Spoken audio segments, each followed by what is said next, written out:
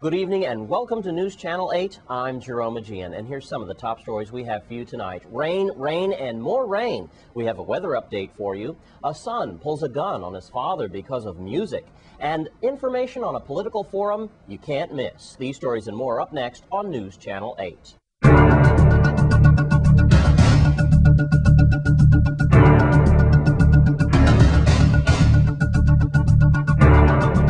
In our top story tonight, the entire Virgin Islands is still under a flash flood watch. As you can see some footage here from Gallows Bay, an area of the island that has a potential to flood quite a bit. The rain and the moisture associated with the same potential disturbance that was near us yesterday.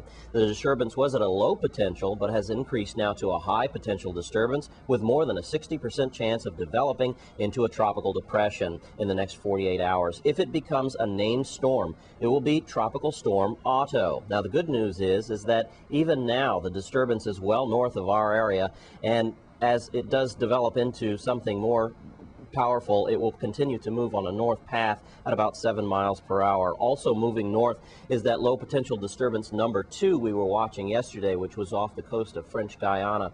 It's moving north as well and is expected to dissipate and probably die out in the mid-Atlantic. And of course, we'll give you another weather update as the program. And there was a press conference held on St. Thomas about retroactive pay. News Channel 8's Lee Carl covers it. Here at Government House, a lot of smiles today, a lot of senators, an all-star cast, and guess what? A T-shirt that pretty much says what it is, given out to the senators. That was Senator Dow's shirt, by the way. For the governor, Kenneth Herman, and of course, members of the teachers union, the senators were all here to talk about the retroactive that are the check is in the mail. Here is the governor in his opening remarks with Senator Dow, Senator Hill, Senator Uzi Richards, and others, and Kenneth Herman. Today is with considerable pride that I announce that the administration has completed the complex process of verifying employee account balances and completed negotiations to implement the requirements of Act number 6984 that requires a partial payment of the retroactive salary obligations due to government employees based on funding from the Insurance Guarantee Fund. The key senators involved in developing the methodology and passing the legislation are Senators Carlton Dow, Uzi Richards, Louis Patrick Hill, and Celestino White. I commend them for their hard work and dedication to ensuring the passage of Bill number 270131. I'm pleased to announce that in accordance with that we will be allowed within the next 9 days from today, on October 14th, that $36 million will either be deposited into accounts or mailed to 10,718 present and past employees in long overdue retroactive wages. More than 10,700 checks to current and former government employees will be paid as a substantial down payment on the retroactive wages that have been owed by this government, have long been promised, and been passed without results. I'm also personally proud of this announcement because Lieutenant Governor Francis and I, it is something that we've done. It is a promise made and a promise kept by this administration. These payments were made possible because of the hard work of many, including some of those who are here today with us, and quite frankly, some who are not. The structure of the arrangements that have made with these funds available to make the retroactive payments were not borrowed, and therefore is not an amount owed as a debt obligation of this government. To draw the funds necessary for these payments, a standby letter of credit will be made available as the resource to the Insurance Guarantee Fund, therefore maintaining the integrity of the Insurance Guarantee Fund if for any reason its original intent or purpose is needed. But by this mechanism, we were able to achieve 2 goals, and that is the significance not just to the individuals who are receiving the retroactive payments, but also to our entire community.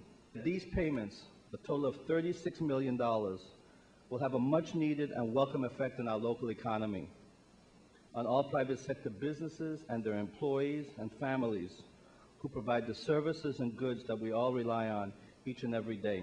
It is with great pride that I announce today that we are at long last able to keep faith with those who have worked for this government, and to start actually making good on what was previously negotiated. Thank you very much. In St. Thomas at Government House, Lee Carl for News Channel 8. Thanks, Lee Carl. News Channel 8's Wes Small gives us a look at the crime blotter. Thanks a lot, Jerome. All right, let's get caught up on what's going on with the crime blotter. We have 58-year-old Ray Peterson from D. Hamilton Terrace, Watergut Homes in December. Now, apparently he and another co-worker were working at Public Works, and they were out in the field. That's where we have a co-worker accusing Mr. Peterson of being lazy around their supervisor. Now, after pushing and shoving and an argument, Peterson armed himself with a brick, and apparently the other man armed himself with a long stick. See that this confrontation is not going to get any better. Peterson followed the victim and stabbed him with a penknife. The victim, with at least once in his hand, it looks like that was a defensive maneuver.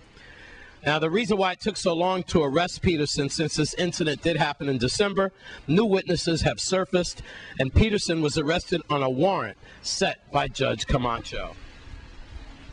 Then we have 44-year-old Hector Bilardo from Campo Rico. He was arrested at 9:30 in the evening. Hector and a bartender apparently had a relationship in the past. Now, the bartender worked at the mini bar in Frederiksted. Hector Bilardo stopped into that same bar to get a drink, and apparently the bartender claims that he was already ripped when he entered the bar, so she wouldn't serve him. And then Hector started cursing out the bartender, also reminding her very loudly about their former relationship that they had had. And that's when the bartender got a little upset. And then Bilardo reached across the counter and got a bottle of Mamajuana and threw it at the bartender, crashing against the mirror, making a lot of noise. We believe the bartender was missed, but Bilardo was caught. His bail, $25,000. And then you might remember this. I know it's happened to me on several occasions. Wesley, shut that music down. Has that happened to you before? But, Dad, it's Smokey or Blue Magic or the Stylistics, in those days, the old school. But 39-year-old Edwin Rivera, he didn't want to turn the music down either. Pop said, hey, Eddie, turn the music down. He didn't do it. They lived in Old Friedensborg Sunday night around 20 minutes before 6 o'clock in the evening.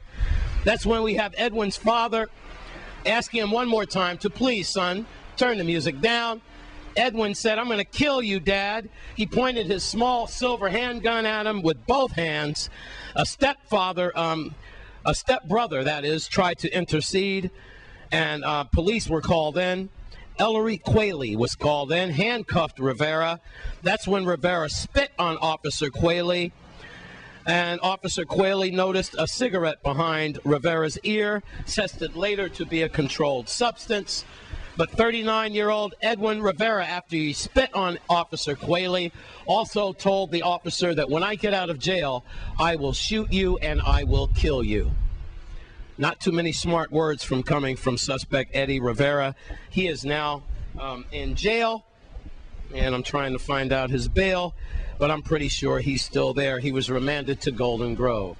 So now you're caught up. Please stay dry, as it looks like Mother Nature gave me and the cameraman a little break, a window, so we can get in our vehicle. I'm Wes Small for News Channel 8. Thanks, Wes. And now a story just coming across my news desk. The Kentucky Fried Chicken restaurant Golden Rock, St. Croix was robbed at gunpoint last night. The incident happened around 10:30 p.m. and the male suspect pulled a gun on a female employee, forcing her to open a safe. At least $1,000 was taken, and the suspect, when he fled, ran towards the back area of the restaurant. Good news here, no one was injured in this robbery. When we come back from this break, we'll take a look at your Caribbean report. Stay with us.